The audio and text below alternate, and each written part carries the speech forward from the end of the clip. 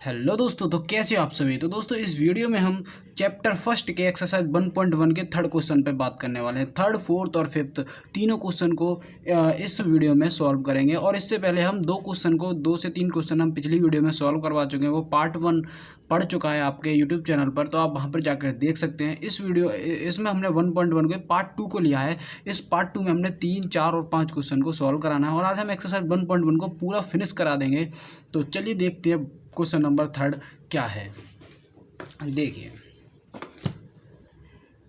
Question number third कह रहा है, किसी परेड में 616 सदस्यों वाली एक सेना की टुकड़ी को 32 सदस्यों वाले एक आर्मी बैंड के पीछे मोर्च करना है। दोनों समूहों को समान संख्या वाले स्तंभों में मोर्च करना है। उन स्तंभों की अधिकतम संख्या क्या है जिसमें वे मार्च कर सकते हैं। देखो यहाँ पे क्या बोला है, अधिकतम संख्या। तो मान लो जब भी आपसे अधिकतम बोलता है तो हमें वहाँ पे HCF निकालना पड़ता है। तो हम क्या निकालते हैं, यहाँ पे HCF निकालना है किसका, 6, 16 और 32 का। तो देखो हमें दो नंबर दे रखे 616,32। ठीक है, हमें इनका क्या निकालना है, HCF। हम वही वाली विधि यूक्लिड विभाजन प्रमेयिका का यूज करेंगे। ठीक है, अब देखो 616 और इनमें कौन सा नंबर बड़ा है, 616 बड़ा है, 32 में 616 बड़ा है। तो यहाँ पे हम बोलेंगे यूक्लिड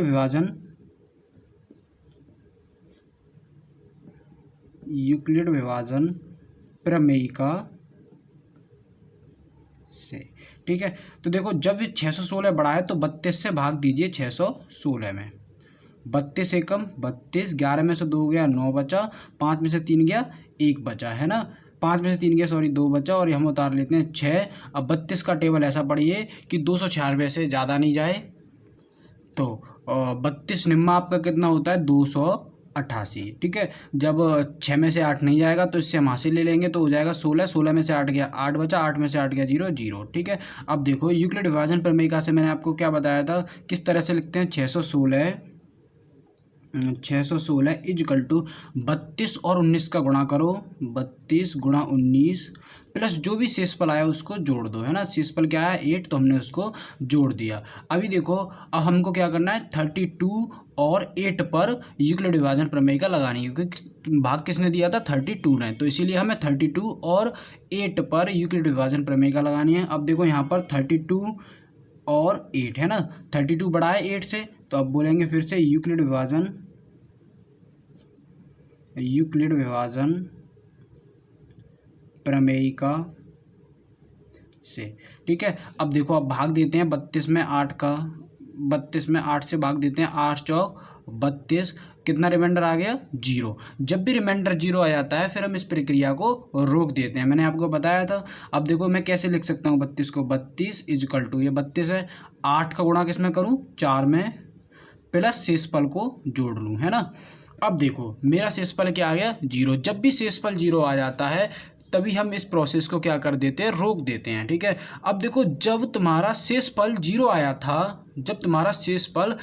आया था, तो किसने भाग दिया था, 8 ने। तो इसीलिए HCF 616,32 इजकल टू कितना हो गया, 8। तो ये आपका हो गया आंसर। ठीक है, अब बात करते हैं क्वेश्चन नंबर 4 पर। देखिए क्वेश्चन नंबर 4 क्या है, यूक्लिड विभाजन प्रमेयिका का प्रयोग करके दर्शाइए कि किसी धनात्मक पूर्णांक का वर्ग किसी पूर्णांक m के लिए 3m या 3m+1 के रूप का होता है। ठीक है, देखो ये बोल रहा है किसी धनात्मक पूर्णांक का वर्ग 3m या 3m+1 के रूप का होता है। तो देखो पहले हम यहाँ पे लिख लेते हैं 3m और 3m+1। ठीक है, हमने ये लिख लिया है। तो हम मानते हैं, माना कि पिछली बार भी हमने ऐसे ही क्वेश्चन किया था, इसी तरह से करेंगे। माना कि a कोई धनात्मक पूर्णांक है। ठीक है, माना कि a कोई धनात्मक पूर्णांक है, तब b इजकल टू कितना हो जाएगा, देखो यहाँ पे मल्टीप्लाई में क्या है, 3, तो b इजकल टू 3। तब संभावित शेषफल r इजकल टू, अब देखो 3 से भाग देंगे तो हमारे शेषफल कौन कौन से बचते हैं, 0, 1 और 2, है ना, 3 से भाग देंगे तो शेषफल कौन कौन से होंगे, 0 1 2, ये मैं आपको समझा चुका था पार्ट 1 में। अब देखिए जब r इजकल टू 0, ठीक है, अब यहाँ पे लिख दीजिए यूक्लिड विभाजन प्रमेयिका से, ठीक है। अब देखो यूक्लिड विभाजन प्रमेयिका क्या होती है, a equal to B Q plus are, ये भी मैंने आपको कल बता दिया था, है ना। अब देखो r इजकल टू क्या है, 0। अब देखो r इजकल टू 0 है तो a तो a ही है। अब देखो b की वैल्यू कितनी है, 3, q प्लस r की वैल्यू 0। अब a इजकल टू क्या हो गया, 3q। अब उसने बोला है देखो यहाँ पर कि धनात्मक पूर्णांक का वर्ग, है ना, बोला है नहीं, धनात्मक पूर्णांक का वर्ग। तो अब क्या करेंगे, दोनों पक्षों का वर्ग करने पर, अब देखो हम दोनों पक्षों का जैसे ही वर्ग करेंगे तो ये हो जाएगा ए स्क्वायर इजकल टू 3q का whole square, a square equal to 3 3 9 q square, और मैं 9 को ऐसे लिख सकता हूँ 3 इंटू 3q स्क्वायर, और A square equal to 3 into 3q square को हम मान लेते हैं m, यहाँ पे लिख दीजिए माना 3q square equal to m, तो ए स्क्वायर इजकल टू कितना हो गया, 3m, ठीक है। इसे डालो नंबर 1, 3m दिखा दिया हमने। देखो किसी भी धनात्मक पूर्णांक का वर्ग 3m के रूप का हमने दिखा दिया। अब देखो जब r इजकल टू कितना लें, 1, ठीक है, जब r इजकल टू 1 लें तब देखो तब a इजकल टू b की वैल्यू तो 3 है ना, b की वैल्यू 3q प्लस r की वैल्यू अब हमने लिया 1। फिर से अब क्या करेंगे, दोनों पक्षों का वर्ग, देखो हाँ, जब r इजकल टू 1 तब a equal to 3q plus 1, ठीक है। अब क्या करेंगे, दोनों पक्षों का वर्ग करने पर, ठीक है, जैसे ही हम दोनों पक्षों का वर्ग करते हैं तो a square equal to 3q plus 1 का whole square, a square equal to, अब इसका स्क्वायर या आपको a प्लस बी का होल स्क्वायर तो आपको पता ही होगा, उससे आपको इसका स्क्वायर खोलना है, a प्लस बी के होल स्क्वायर से खोलेंगे तो 9q स्क्वायर प्लस 1 प्लस 3 दूनी 6q, ये हो जाएगा, ठीक है। यहाँ तक आपको कोई प्रॉब्लम नहीं है। अब देखिए अब मैं लिख सकता हूँ A square equal to 9q square plus 6q plus 1, मैंने ऐसे इस वाले नंबर को 6q को मैं थोड़ा सा इधर ले आया, कोई दिक्कत नहीं। अब देखो ए स्क्वायर इजकल टू, अब देखो 9 और 6 में कॉमन क्या है, 3 है ना, 3 कॉमन है, तो अब हम यहाँ पे लिख सकते हैं 3q square plus 2q plus 1, ठीक है। इस तरह से मैंने इसको लिख लिया। अब देखो ए स्क्वायर इजकल टू, इसकी जगह पे क्या रख सकता हूँ, पूरे की जगह पे m रख देता हूँ, 3m प्लस 1, है ना। अब यहाँ पे लिख दो माना 3q square plus 2q equal to m। देखो मैंने क्या किया, यहाँ पे 3q स्क्वायर प्लस 2q की जगह पे मैंने m रख दिया, तो अब देखो इस तरह का भी मैंने दिखा दिया, A square equal to 3m plus 1।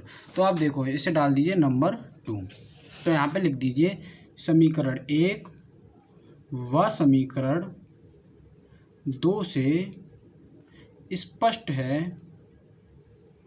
कि किसी भी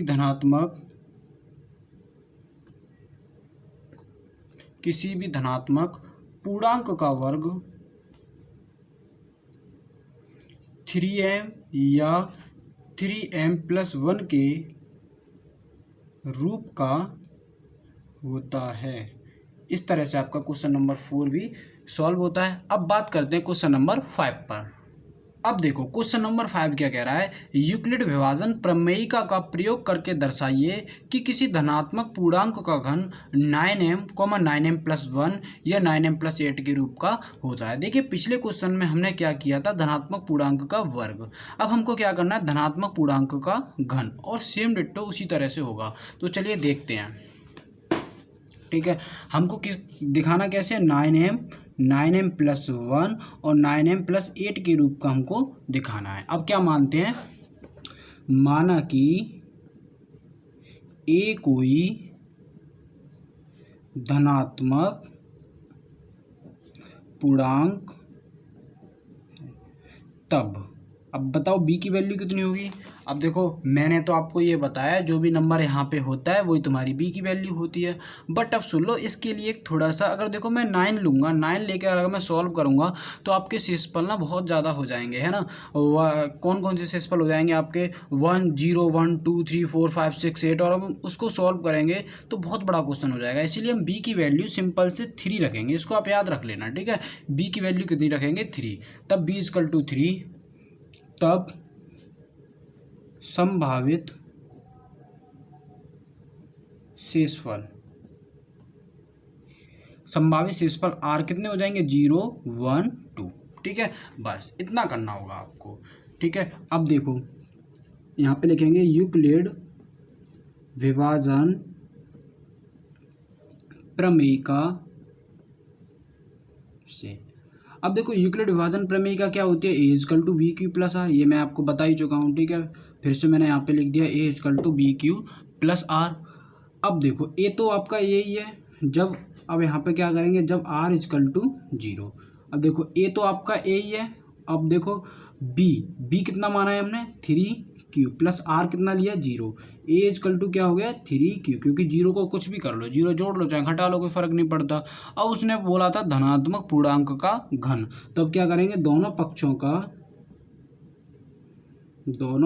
का घन करने पर, तो देखो a का होल क्यूब 3q का होल क्यूब, ठीक है। a का क्यूब, अब इसको खोलेंगे 3 3 जा 9 3 जा 27 q का होल क्यूब। अब देखो a का क्यूब इजकल टू 27 को मैं क्या लिख सकता हूँ 9 इंटू 3q का होल क्यूब। तो इसी तरह से a का क्यूब 9 और 3q का क्यूब को मैं लिख सकता हूँ m। मान लो यहाँ पे माना 3q का क्यूब इजकल टू m, तो देखो इसको डाल दो नंबर 1, ठीक है। यह आया ना समझ में। अब देखो जब आर इजकल टू क्या लेंगे, अब 1 लेंगे, पहले आर इजकल टू 0 लिया, अब आर इजकल टू लेंगे 1। जब आर इजकल टू 1 है तब ए इजकल टू, अब देखो बी की वैल्यू कितनी है 3q प्लस आर की वैल्यू कितनी है 1। अब दोनों पक्षों का घन करेंगे, दोनों पक्षों का घन करने पर, जैसे ही मैंने दोनों पक्षों का घन किया तो ए का क्यूब 3q प्लस 1 का होल क्यूब, ठीक है। अब देखो a प्लस बी का होल क्यूब आपको याद होना चाहिए, उससे आपका घन खुलेगा। अब देखो a प्लस बी का होल क्यूब क्या है, a प्लस बी का होल क्यूब होता है आपका a का क्यूब प्लस b का cube plus 3a square b plus 3ab square, इससे आपका ये खुलेगा, ठीक है। अब देखो a का क्यूब इजकल टू, अब इसको खोलेंगे a का क्यूब करना है हमको, तो ये हो जाएगा 3 3 जा 9 3 जा 27 q का होल क्यूब प्लस, अब हमको क्या करना है b का क्यूब करना है, b का क्यूब हो जाएगा 1, क्योंकि 1 का मल्टीप्लाई 1 बन जा 1 प्लस, अब क्या करना है 3a स्क्वायर, यानी कि 3 3 जा 9 q स्क्वायर। अब देखो ये हो गया 27 q स्क्वायर। अब देखो अभी क्या बोला है 3a, यानी कि 3 3 जा 9 q, है ना, ये हो जाएगा 9q। देखो a का क्यूब, अब देखो 1 को मैं एंड में पहुंचा देता हूँ, 27q का whole cube 27q square plus 9q plus 1। अब देखो नंबर में देखिए कॉमन क्या है, कॉमन है आपका 9, है ना, तो यहाँ पे मैं ऐसे लिख सकता हूँ 9 3 जा 27 प्लस 9 3 जा प्लस क्यूब प्लस 1, ठीक है। अब देखो a का क्यूब, अब मैं क्या करूँ इसको क्या मान लूँ m मान लूँ, 9m प्लस 1, यहाँ पे लिख दो माना 3q प्लस 3q का ये स्क्वायर है, सॉरी 3q का square plus q equal to m, ये आपने ये मान लिया, यहाँ पर इसको लिख दिया, ठीक है। अब देखो इसको डाल दीजिए नंबर 2, इसको डाल दीजिए समीकरण नंबर 2। अब क्या करना है, जब r इजकल टू कितना लेना है 2, जब r इजकल टू 2 होगा तो देखो a equal to 3q plus 2 हो जाएगा। अब फिर से दोनों पक्षों का क्या कर दें घन कर दें, दोनों पक्षों का घन करने पर, जैसे ही हमने दोनों पक्षों का घन किया तो देखो a का whole cube equal to 3q plus 2 का होल क्यूब, a का क्यूब, अब इसी वाले फॉर्मूले से खोलो 3 3 या 9 27 क्यूब प्लस 2 दूनी 4 दूनी 8 प्लस यहाँ पे देखो 3 3 3 9 क्यूब 3 3 9 दूनी 18 क्यूब, ठीक है। 18 क्यूब स्क्वायर हो जाएगा अभी 2 मिनट, 3 3 9, 3 27 दूनी 54, 54 क्यू स्क्वायर हो जाएगा, सॉरी 54 क्यू स्क्वायर ना। एक बार फिर से चेक कर लेते हैं। 3 3 जा 9, 3, हाँ बिल्कुल सही है। प्लस अब क्या बोला है 3ab स्क्वायर। अब देखो 3ab का स्क्वायर का मतलब 2 दूनी 4, 4 ती 12, 12 ती 36, 36 क्यू हो जाएगा। अब देखो a का क्यू, अब क्या करते हैं क्यू क्यू वाली टर्म को एक साथ लिख लेते हैं। 27 क्यू का whole cube plus 54 q square plus 36 q plus 8 a का क्यू। अब देखो नंबर में कॉमन क्या है, यहाँ पे नंबर में 9 ही कॉमन है ना। तो 3 क्यू का होल क्यू, 3 क्यू का क्यू प्लस 9 छिक्के 54 प्लस 9 चौक 36 प्लस 8 है ना, प्लस 8 यहाँ पे लिखूंगा मैं, प्लस 8 इसमें नहीं लिख रहा। अब देखो प्लस 8, ए का क्यू बराबर 9, 3 क्यू का whole cube plus 6 q square plus 4 q, ये मैंने कॉमन ले लिया, ठीक है, प्लस 8। अब देखो ए क्यू इजकल टू 9, इसको क्या मान लूँ, एम मान लूँ, 9m प्लस 8। अब यहाँ पे लिख दो माना 3 क्यू का cube plus 6 q square plus 4 q equal to M.